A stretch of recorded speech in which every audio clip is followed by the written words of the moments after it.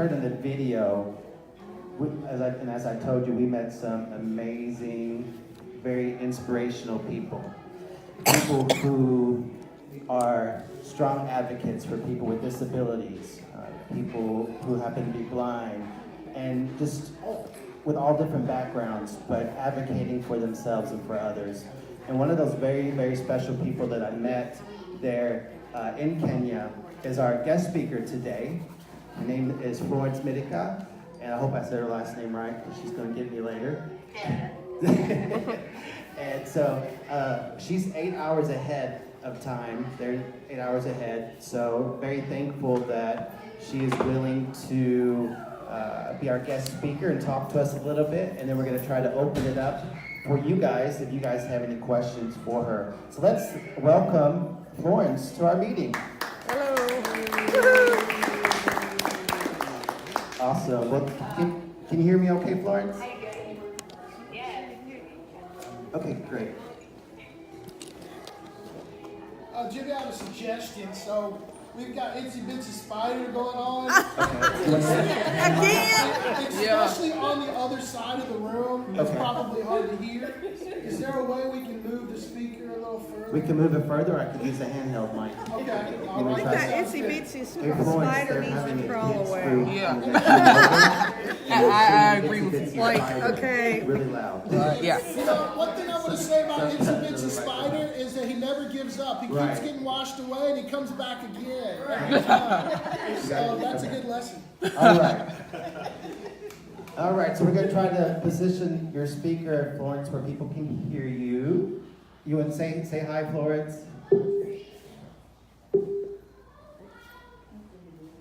Hi. Hello. Is that better, guys? Good morning. Yes. Awesome, awesome. Yeah. Well, thank you, Florence, for being here. So, I want you to, could you please introduce yourself, tell us where you're from, and just like to kind of get to know who you are. So could you share with us? Yeah. So my name is Florence Mitika. I was born and I live with albinism. You can hear me? Yes. Yeah, from Kenya. Albinism is the genetic condition characterized by the lack of skin pigment called Can't melanin hear. in the eyes, the hair, and the skin.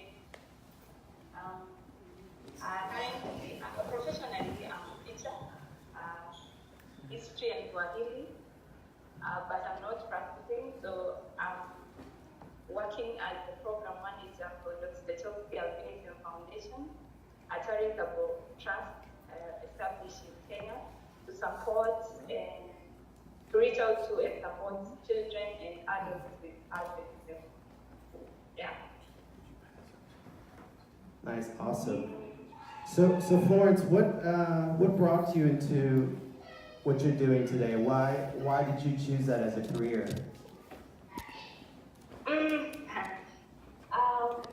Being born with albinism in Africa is more of a curse than a norm. Yeah, like, with albinism, you have import white skin. So, and this is an import black continent. So, people think that you are an illegal, that probably one of your parents cheated on the other. So it's not easy to grow as a child with albinism in Kenya or in Africa generally. So growing up, I faced several challenges, especially from the peers, because most of them, they were taught, fear me. So if a child doesn't want to eat food, they were threatened that Florence would be called, I was like a threat to other children. So it was a challenge. And then even our parents kind of see you as blind, like you're visually impaired, because with albinism, the primary disability in albinism is the involvement of the eyes. Because without melanin in the eyes, there is the short-sightedness. So most of us have severe visual challenges, but they vary from one person to another. There are those that can see well, there are those that can have at least 98% of the vision, and there are those who have even 40% of the vision. So for the society to understand and accept us, it's a huge challenge. And after school, I decided to join the philosophy because I realized she's an eye specialist. She's at the Kenyan University in Kenya. So she had specialized on albinism and the eyes because our eyes are a bit unique. They cannot be actually seen by just an experience to understand our eyes. So I decided that this is the best place for me so that I can help to enlighten the society vision and let the society realize that we are African in the blood, only that we have no melanin in the skin, and we have just a problem with our sight because there is no melanin in our pupils. So my aim to join the foundation was not actually to work and get paid. Mostly I do my work as a volunteer mostly because I do more than actually I get paid for, because we reach out to parents of children with albinism, because most of the parents are also abandoning their children. So we have to teach them and tell them that this is their child, it's only in the genes that are varied. Most of the time you also find the father is the one that leaves, because fathers think the mothers are the only people that cheat, you know. So the fathers leave. So we tell them that for a child with albinism to be born, the two of you have to have the gene. So it doesn't matter whether you're the father or the mother, you all contributed to the gene. So my work is mostly to create awareness, and also because most of these children are from poor backgrounds, they cannot afford the services of an eye specialist. So we see them for free, the patient sees them for free, and then someone else pays for photochromatic prescription glasses. They are photochromatic because when we go outside, we don't have to squint in the sunlight. The glasses are like sunglasses. When we go outside, they darken and we are able to see clearly. Also, we pay for children with albinism from very poor backgrounds or the orphans. Yeah. Nice, right. So, yeah, thank you, Florence, for sharing. So, as you guys heard, you know, it's one thing with the visual impairment, but then also adding the feature, or also that, you know, someone with albinism, they look different from everyone else. And so you have those stereotypes, you have those low expectations, you have the culture to deal with.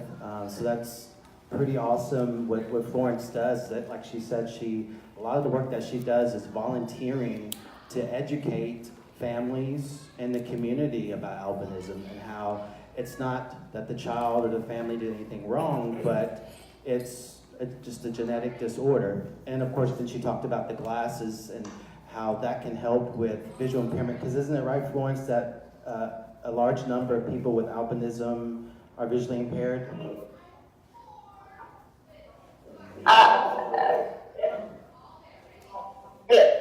Can you repeat that for me, sir? Sure. I didn't. You said that a large number of people with albinism are visually impaired?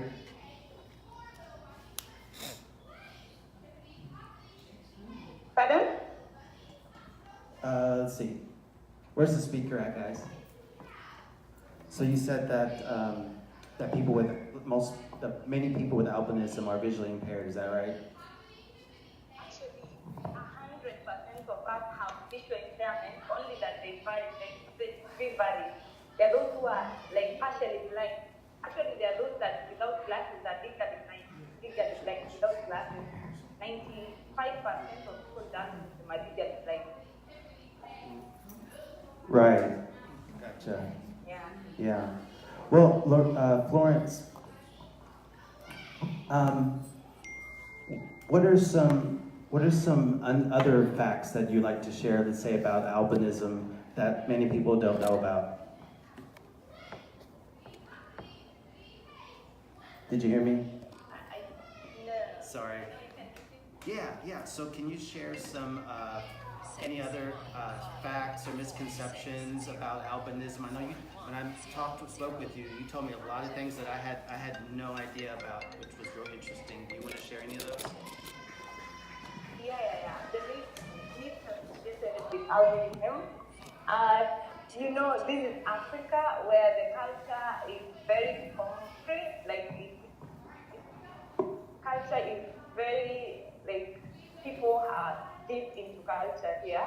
So you find that one of the myths associated with albinism is that, for example, the funniest one that I had lately was if most people believe that if you are pregnant and you meet with someone with albinism, if you don't speak down 3 times, then you're going to give birth to a child with albinism.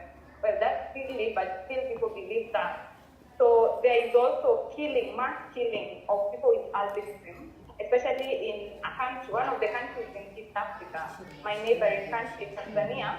It has the highest number of killings of people with albinism because they believe that if you are sick or you have a disease, for example, you have a cancer of the throat or you have any, for example, a tumor, and then maybe one part of your head is removed and then it's washed with some part of people with albinism, then that's kind of cleansing, you know. So one child with albinism was found dead with his throat removed because a witch doctor told someone that if they get cancer, then if their throat is replaced with the throat of someone with albinism, then they're going to be ill, you know.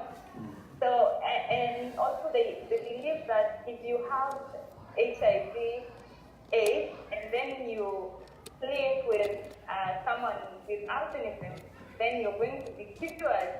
You know, some things are really, really bad. People are being killed so that they can have their body parts removed. Wow. Yeah. So even politicians, when politicians are campaigning in Africa, most of the time you find that people with albinism are endangered because they believe if you use certain parts of people with albinism and then you do, I don't know with what, you're definitely going to win, you know? Mm-hmm. Yeah, so they are very silly myths, but still we are dying because of them. Wow, so not even just a low expectation or the stereotypes, but then also the beliefs. You know, actually many of them have their lives are in danger because of these superstitious beliefs. So that's something. That's just like a whole nother level there. So Florence, in wrapping up, can you hear me now, Florence? Yeah. Okay. Okay, great. So in wrapping up, Florence, for those who are listening on this call, if you could, if everyone could have one takeaway, like if you wanted people to remember one thing regarding, let's say, disability in general, visual impairment, albinism, what would you want that thing to be? If people could leave with one message. First of all, I kind of. Let me start with albinism. If only people can realize that actually the only disability in albinism, or the only unique factor or something different in albinism is the eyes, you know, then I think everything would be okay for us because our skin color doesn't really define who we are because it's nothing. Actually, I don't remember I am in brackets in quotes twice until I look at my hands, you know. I don't feel different when I'm because my mother and my father are dark skinned, they are black, so I don't feel different. The only thing that reminds me that I have a certain kind of a when I'm not able to see far, especially when it's sunny and it's outside, and I have to squint for me to see, that's when I'm not wearing my photochromatic glasses. But if we just make sure that every person with albinism in the world has a pair of photochromatic vision glasses, then all is sorted, In Kenya, we have judges of the High Court with albinism. We have senators in the parliament with albinism, So actually, I like saying that all the melanin that we lack in the hair, the skin, and the eyes is concentrated in the brain because I realize most of us are very intelligent. And then about disability in Kenya, I've not really engaged in some of various disabilities, but because I relate with visual impairment, there has been a challenge in Kenya concerning visual impairment because you find, actually my greatest concern is the enrollment in blind schools. Because in Kenya, if an eye specialist or an ophthalmologist was to visit a school for the blind and carry out examinations, and do minor surgeries, like half of the children in the visually impaired schools would be admitted in regular schools. The head count of people with visual impairment in Kenya is actually misinterpreted because of the poverty. People cannot afford minor surgeries, and so they end up in blind schools. They end up in the category of visual impairment. And even for those that are usually blind and really blind, they are not really taken care of the way it's supposed to be.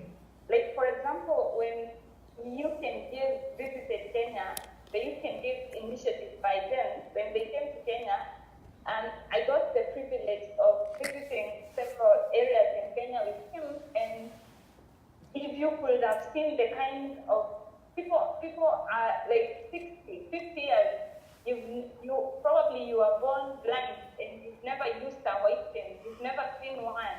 You wonder how this person has been moving around. That's why actually, in Kenya there is a saying. Sorry, I'm trying to be brief. In Kenya there is a saying that they call people with disabilities. They kind of the other Kenyans, of course. They have nicknamed people with disabilities as Mitega Uchumi. That is in Swahili. In English, it means barriers of the economic development, because they view us as dependents.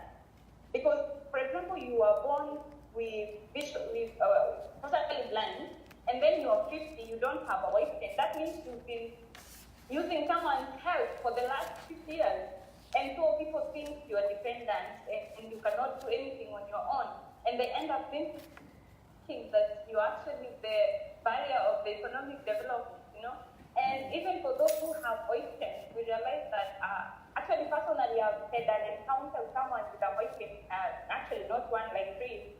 They don't know how to use them. People, we have to move from the way so that they pass because they're walking like, you look at someone and they're like, this is the road, you have to move out of the way, So an initiative like You Can Give is a very important thing to us, especially when you say a first visit and you provide the white pen, because even the kind of white pens that people have here have no decency. They're not decent, They are just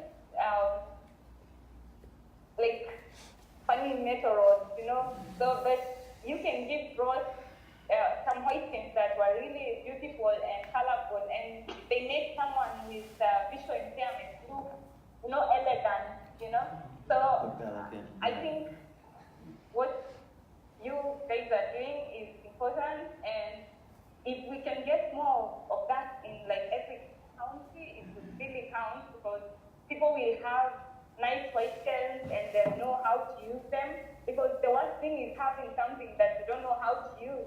It can make someone like think differently of you. Mm-hmm. So Right. I would really encourage that you come back again.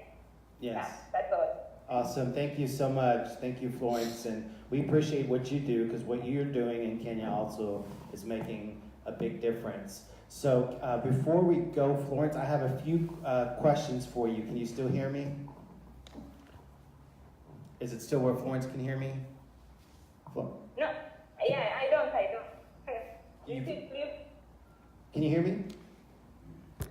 Now I can hear you. Now you can hear me. Okay, this is what I call the lightning round. I didn't tell you this part, Florence. So this is the fun part. So Pardon? this is called the lightning round. I'm going to ask you a couple questions, and you have to tell me which one. Okay? This is just a fun thing to do at the end of the interview. So So you Florence. asked me a question? Yeah. So Florence, what do you prefer, Coke or Pepsi? Coke, of course. Of course. Keith Urban or Bruno Mars? Bruno Mars. Oh, she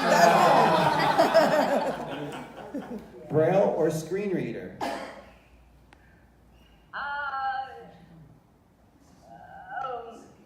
Screen reader. Sorry. All right. Safari or beach? Beach.